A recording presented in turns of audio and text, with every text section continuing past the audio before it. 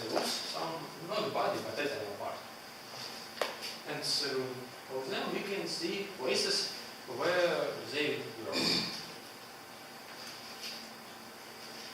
This is one of the modern art by Salvador Dali.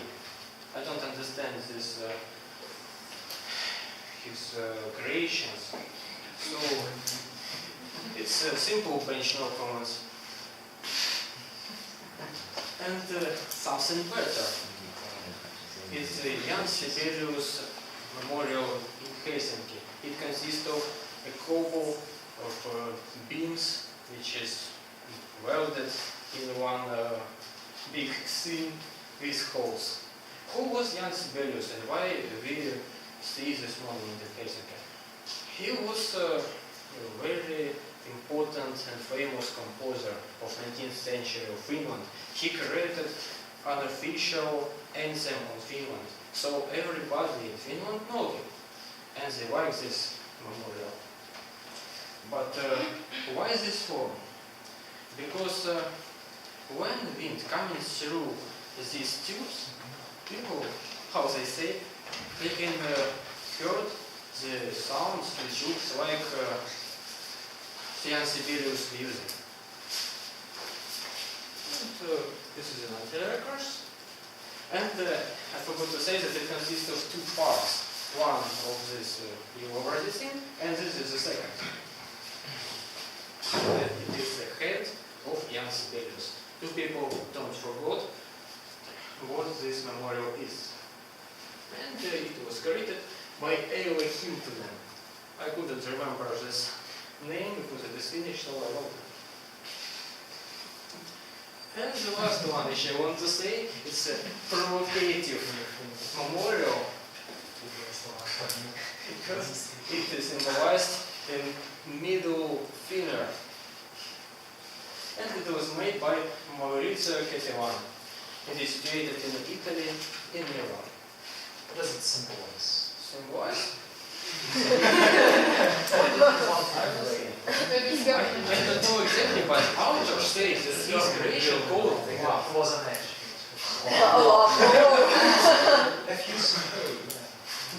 Of course, the Italian government didn't like this monument, but they said that Italy, all over the world, was the capital of modern art, and they should to enter it and enjoy it. Is it governmental building? Why lots of value So, thanks for listening. violence.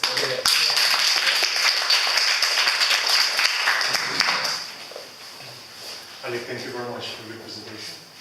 And we continue with our second speaker. So please welcome Ibrahim. Thank you very much.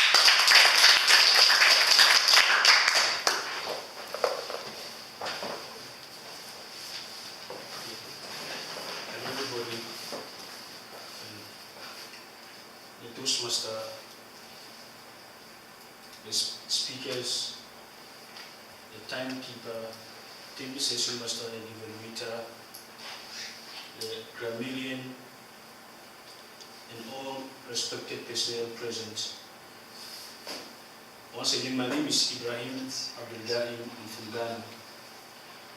I deem it a grateful honor to be called upon on this platform to give a speech.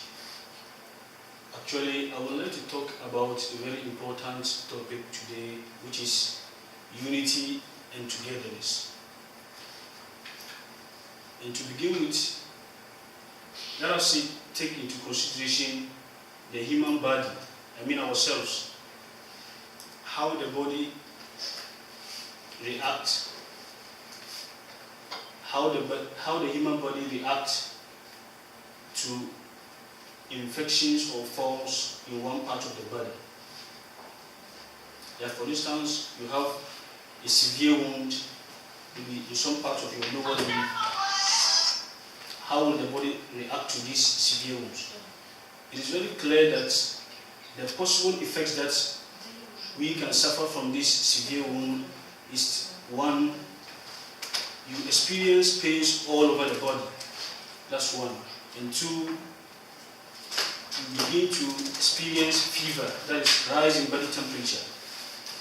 And three, if possible, tears may flow out of your eyes. That's 3. Now, let's ask ourselves, I want to ask a question. We all know that the exact location of the fault or the infection is somewhere around your lower limb. But why rise in temperature all over your body? Why tears outflow from the eyes? And also why pains all over the body? Who can answer this question? You try to burn them Yeah. with your temperature. Yeah. This is all about the effective or the strong coordination between all the organs of the body, in a sense that when one part of the body is being affected, the whole body responds to that effect. That part alone will not suffer from that pains. The whole body will come together and respond to that effect in the particular part of the body. And likewise, there is the need for us to also cultivate that habit in our human society. Because I always ask myself, if the internal body is able to promote unity and togetherness within itself, why don't we emulate that character in our external environment? Because the organs and tissues in the body, they are interrelated, they are strongly connected in such a way that when there is a fault in one part, all the other organs will respond to it. That part alone will not suffer from that effect. This is due to the effective coordination between the organs of the body. So there is a need for us to also cultivate and grow that habit for unity and togetherness to be established in our human society. Now, how do we then develop unity and togetherness in our society? First of all, we should have love for one another. We should develop love for one another. And you should wish good for your neighbor as you do unto yourself. Don't wish good for yourself and wish bad for others. That will not strengthen the love between you and your neighbor. And we should develop love for one another irrespective of the skin color, whether you are black or white, and irrespective of the country that you are from. Whether you are from Ukraine, you are from Gambia, all the countries, irrespective of the country that you are from, and irrespective of the ethnicity or the background in which you are from. That's the first thing that we can use to develop unity and togetherness in our society. And second, we should always try to recall the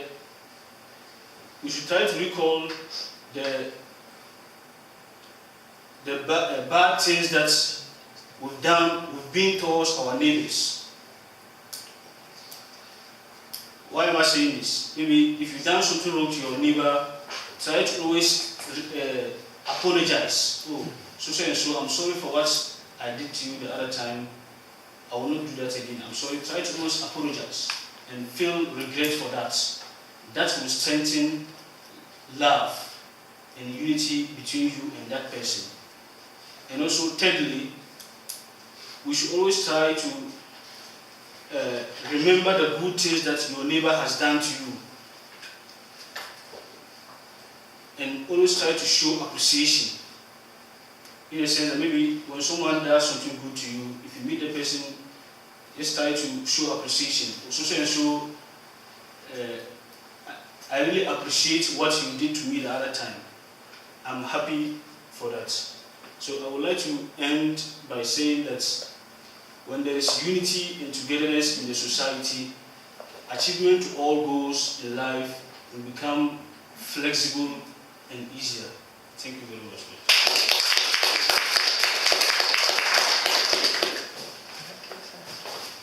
Thank you very much for your speech.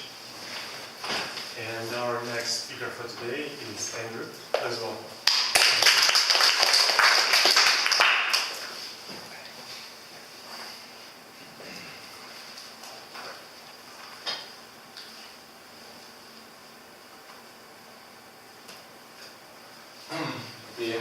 Hello, this is my second time here on the Toastmasters, and today I'm going to tell you about my observations, about my conclusions about Germany.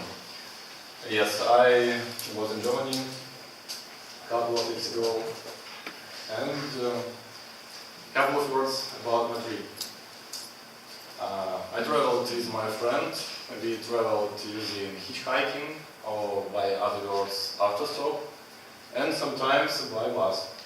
We met several people, met different people, a lot of different people, and it was very interesting trip.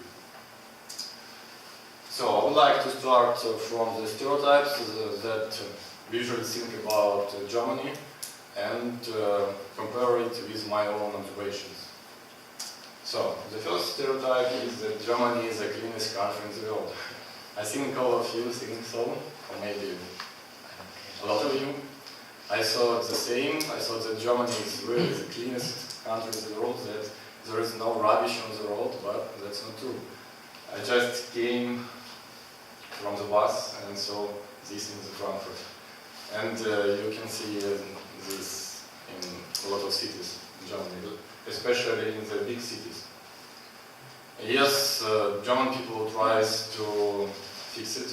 And, you can see a lot of rubbish cars on the streets that fixes it. But I think that Kharkiv is much more cleaner city than Frankfurt and Munich and so on. So, the second stereotype for me is that the Germans always follow rules.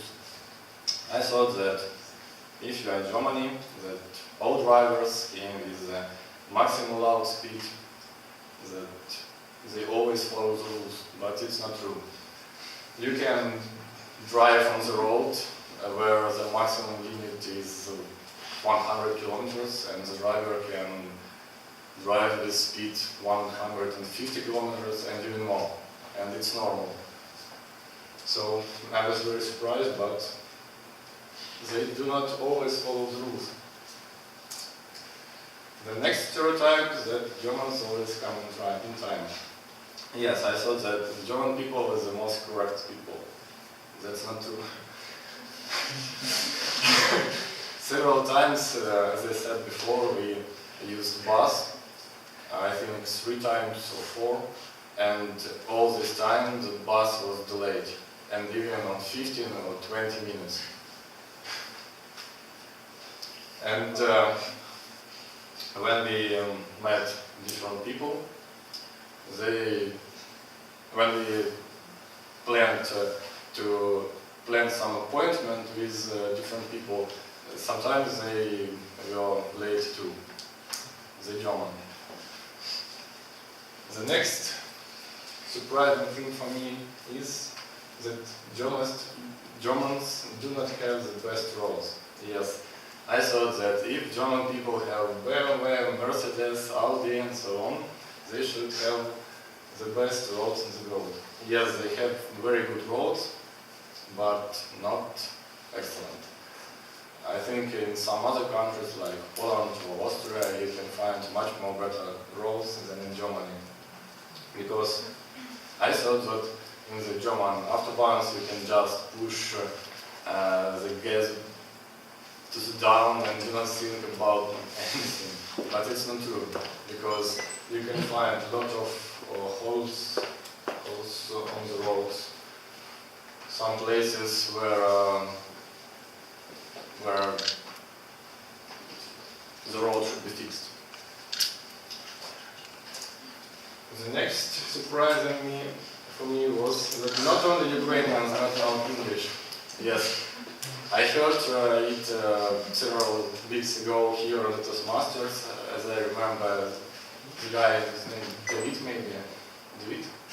I don't remember exactly. He said that he was very surprised that Ukrainians do not know English at all. And I was very surprised that German people are the same as Ukrainians. They don't know English. Not at all, but a lot of people. You can just ask them for the direction and they can say you anything. Yes. Okay, somewhere there or there. Don't know. Don't speak English. Only German. And you can see it everywhere. On the streets, in the supermarkets, and so on. Yes, I met a lot of people there that know English well. I spoke with them, they told me some interesting stories in good English, but most of people don't know English. The next surprising thing for me is that Europeans not always eat natural food.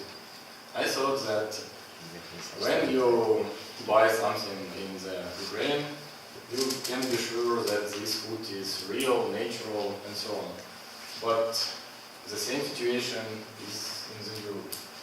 I bought there a milk, and it wasn't nothing similar with milk, actually. It was just some white something. Yes, it was the cheapest milk, but Unfortunately, we can't swear. yes. Okay, looks like my time finished. Just a couple of words about facts. Germans like fast food very much. Yes, you can see there are a lot of non-European people, especially from Sweden. You can find. I saw only one policeman during my 6 days in Germany. I was surprised. And yes, they have very expensive prices. So that's all.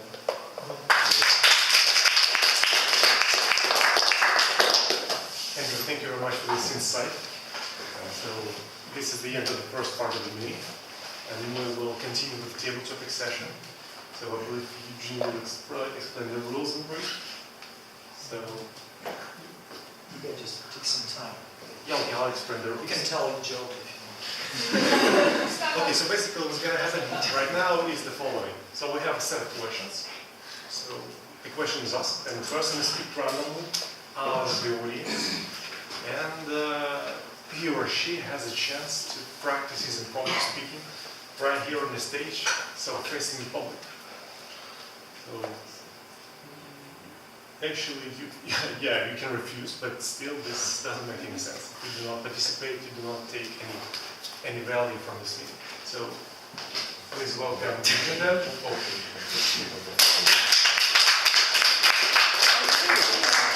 Hello everyone, I'd like to introduce myself. My name is Eugene. I'm very happy to see you again, as ever. How are you doing? How are you doing? Okay, fine. Okay, I'm very happy. So now it's time to face the moment of truth, actually. We are going to check your improvisational skills.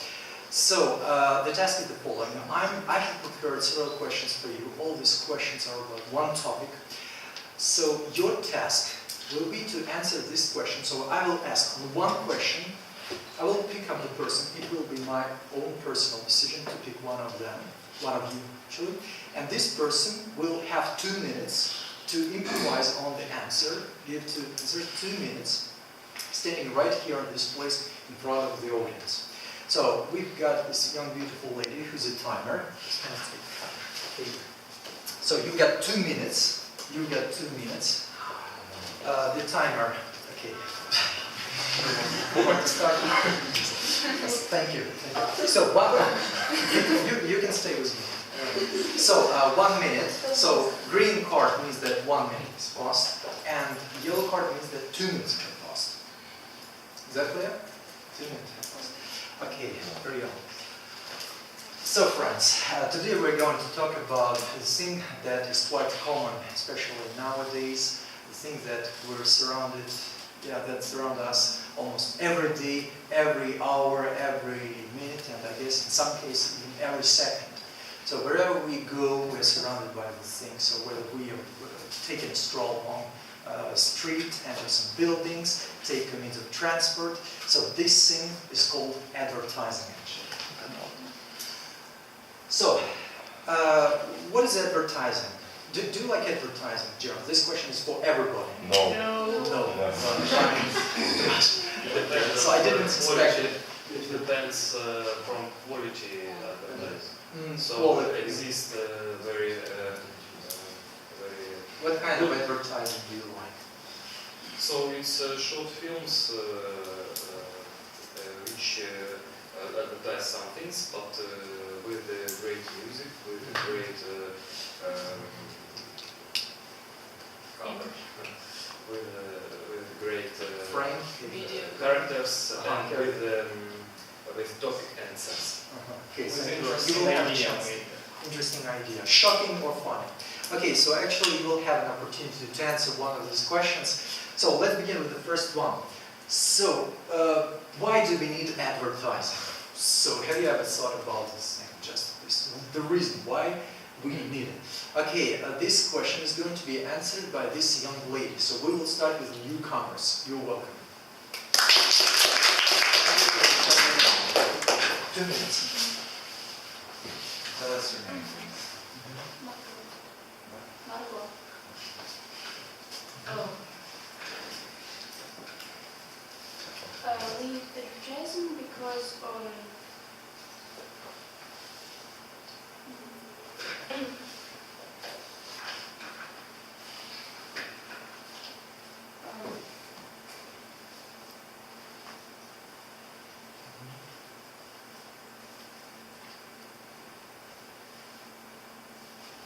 If you were a seller, would you need advertising?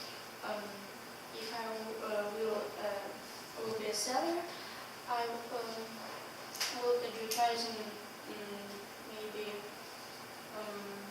some food or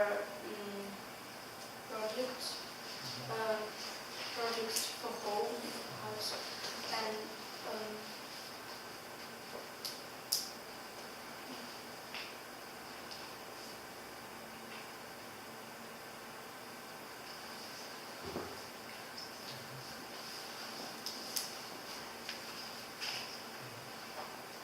Do you need advertising? no. Why? Why don't you need it?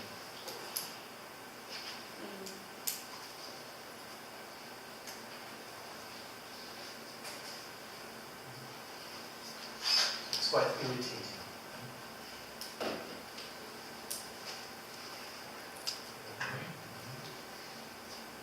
Thank you. Okay, certainly talking about this topic, definitely we can't miss such question as whether advertising can be positive or negative. So let's look at the negative sides of advertising.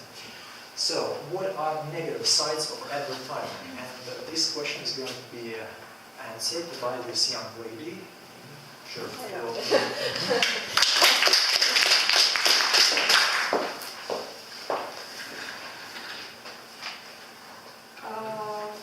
I think that the negative sides of advertising are, first of all, people have too many information of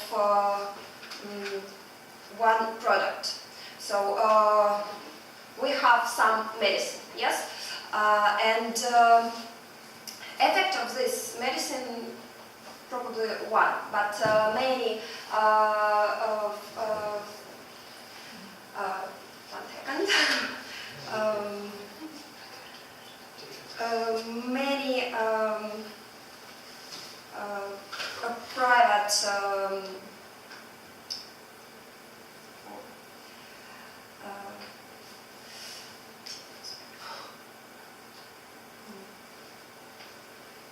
Institutions probably. частные предприниматели. Oh. Yes. They make different medicine, and we buy that medicine. What most